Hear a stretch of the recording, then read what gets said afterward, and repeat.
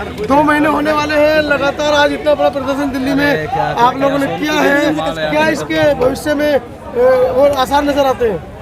25,000 साल से ही लड़ाई चल रही है जी। और दिल्ली यूनिवर्सिटी में पढ़ा हूँ कैंपस में जी। यहाँ रहते हुए मुझे 27 साल हो गए तकरीबन कैंपस में जी। और कभी ऐसा नहीं हुआ आज जो हुआ यहाँ पर। कभी ऐसी रैली जो है दलितों की, पिछड़ों की और जो न्याय में विश्वास रखने वाले लोग हैं, ऐसी रैली कभी नहीं हुई। 13 पॉइंट रोस्टर में हुई थी सर, आप लोगों ने तो की थी। उसमें तो बाकी लोग वो किया था, लेकिन ये एक दमन के खिलाफ, जी, जी, वो जी। अधिकार के लिए था, वो सबके अधिकार के लिए था। जी जी जी। ये दमन के खिलाफ देश के कोने कोने से लोग यहाँ पहुँचे, देश के कोने कोने से। तो इसका क्या मतलब है कि जो 2500 साल की लड़ाई है,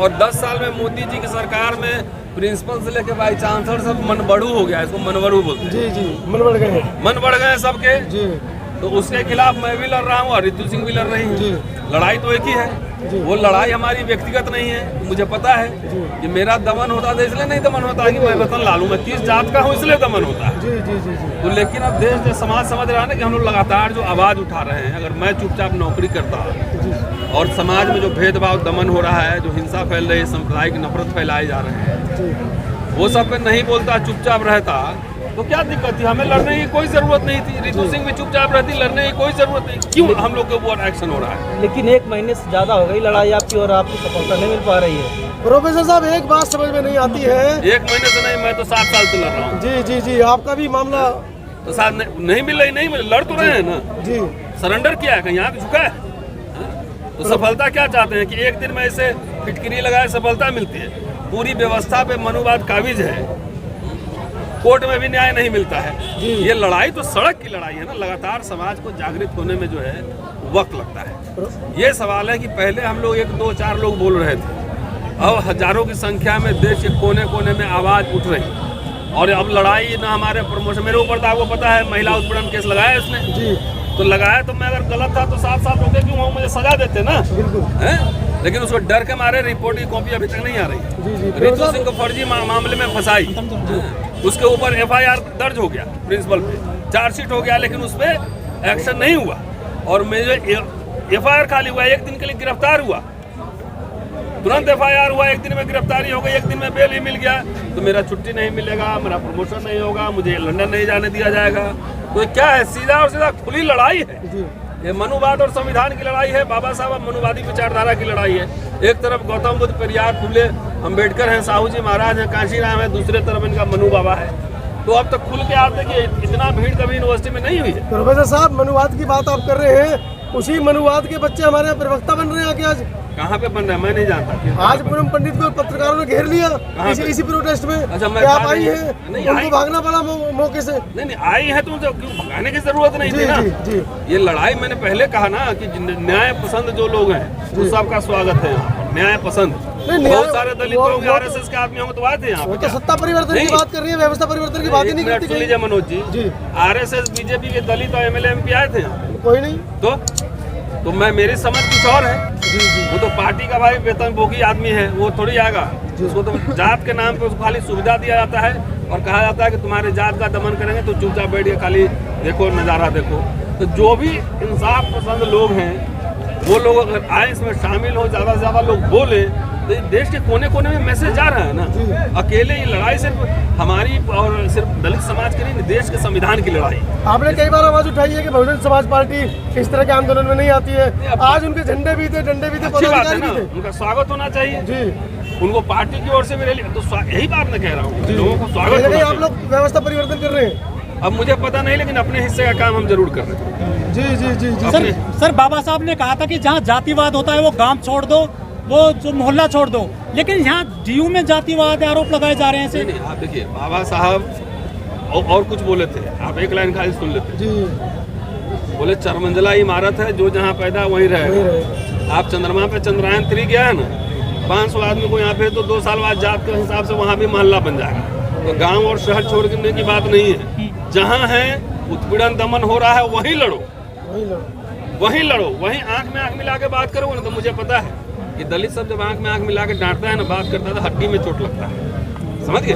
क्योंकि आपको देखने की आदत है कि इसका फटा कपड़ा होना चाहिए, झुका होना चाहिए, नज़र झुकी रहे, है ना, थोड़ा खराब खाना खाए उसको खराब दिखे, अच्छे कपड़े नहीं पहने।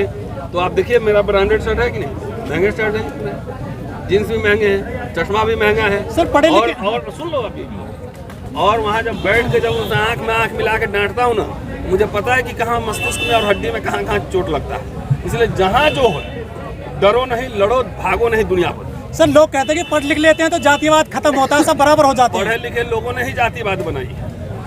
तो धर्मशास्त्र लिखा है, जो मनुस्मृति लिखा है, निपट अनपढ़ ब्राह्मण ने नहीं लिखा है ना, तो पढ़े लिखे लोगों ने ही जातिवाद बनाई है। इसलिए कंफ्यूजन में मत रहिए। जो जितना पढ़ा होता है, देख रहे ना, विश्वविद्यालय भी मनुवाद का अड्डा बना हुआ, काहे के लिए आप लोग यहाँ पे? जो जितना पढ़ा रहेगा उतना जातिवादी होगा, ये भी तय है। हम किसके खिलाफ लड़ रहे हैं? किसके खिलाफ लड़ रहे हैं? मैं तो चुनौती दे रहा हूँ ना।